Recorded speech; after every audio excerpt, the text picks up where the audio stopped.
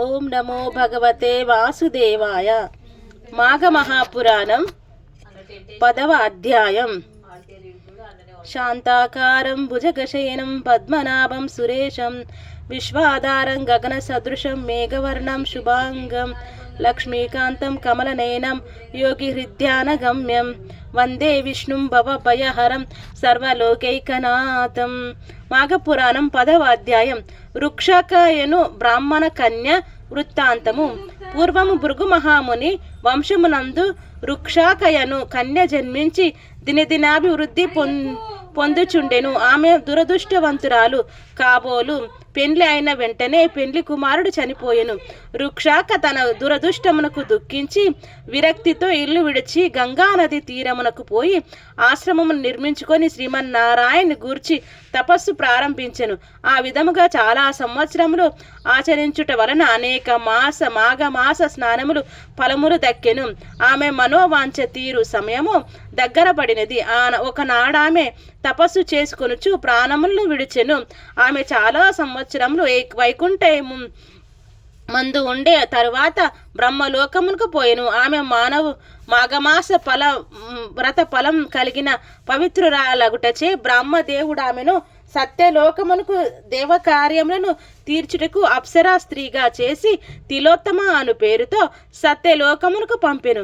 ఆ కాలంలో సుందేప సుందరులనే ఇద్దరు రాక్షస సోదరులు బ్రహ్మను గూర్చి ఘోర తపస్సు చేసిరి. వారు తపస్సు యొక్క ప్రభావమునకు బ్రహ్మదేవుడు ప్రత్యక్షమై, ఓయి నీకేమి కావాలనో కోరుకొనుము అని అడగగా, స్వామి మాకు ఇతరుల వలన మరణం కలగకుండునట్లు వరమిమ్ము అని వేడుకొనగా, అట్లా బ్రహ్మ అటులనే ఇచ్చి తిని అని చెప్పి అంతర్ధానమయ్యను. బ్రహ్మదేవుని వలన వరం పొందిన ఆ ఇద్దరు రాక్షసులను మహాగర్భము కలవారై దేవతలను హింసించిరి. మహర్షుల తపస్సుకు భంగము కలిగించుచుండిరి. యజ్ఞం యాగాదుల క్రతువులలో మలము మాంస రక్తాదులు పడవేసి ప్రజలను నానా బీభత్సములను చేయుచుండిరి.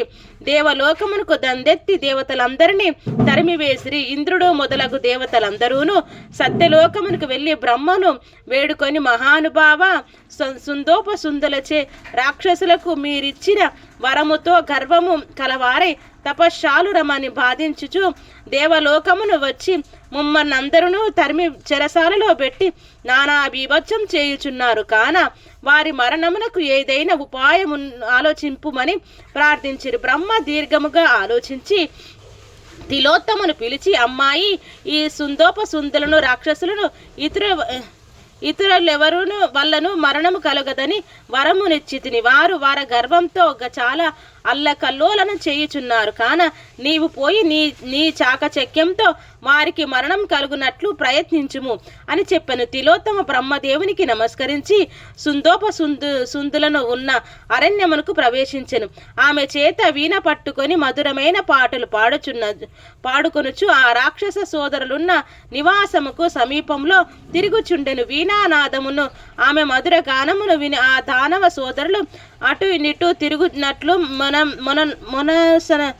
మెనను సరిస్తూ ప్రేక్షకుల వలె వెంటాడుచుండిరి.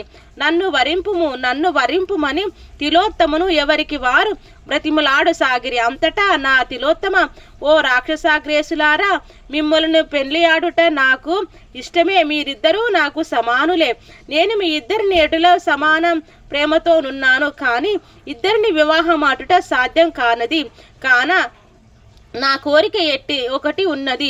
అది ఏమనగా, మీ ఇద్దరిలో ఎవరు బలవంతులో వారికే నేను అగుదును అని చెప్పాను. ఆమె మాటలకు సుందోప సుందులు పౌరుషములు వచ్చినవి. మీసములు మెలిపెట్టి నేను బలవంతుడని ఇద్దరు తొడలు కొట్టుకొనిరి, గ్రుద్దుకొనిరి. మల్ల యుద్ధం చేసిరి. ఇక పట్టుదల వచ్చి గదలు పట్టిరి, మద్దరాల మెత్తిరి, దెబ్బకు దెబ్బ కొట్టుకుని చుండిరి. వారి పోరాటము 2 పర్వతాలు ఢీకొన్నట్లుగా ఉన్నది. మేఘాలు ఉరిమినట్లుగా అరుచుచు భయంకరంగా యుద్ధము చేసిరి. గదా యుద్ధము తర్వాత కత్తులు దూసిరి. ఆ కత్తి యుద్ధములో ఒకరి ఖడ్గము మరొకరికి తగిలినందున ఇద్దరు తలలు తెగి కింద పడినవి. ఇద్దరూ చనిపోయిరను. తిలోత్తమ దేవతలను దేవతలు దీవించిరి. ఆమె బ్రహ్మ కడకు పోయి జరిగినదంతా తెలియపరచగా బ్రహ్మ సంతోషించి, తిలోత్తమ, నీవు మంచి కార్యము చేసితివి. నీ వలన సందోపసుందులు మరణించిరి. నీకు బలము వచ్చుటకు కారణము నీవు చేసియున్న మాఘమాస వ్రత ఫలమే కాన నీవు దేవలోకమునకు వెళ్ళుము. దేవతలు నిన్ను గౌరవిస్తారు.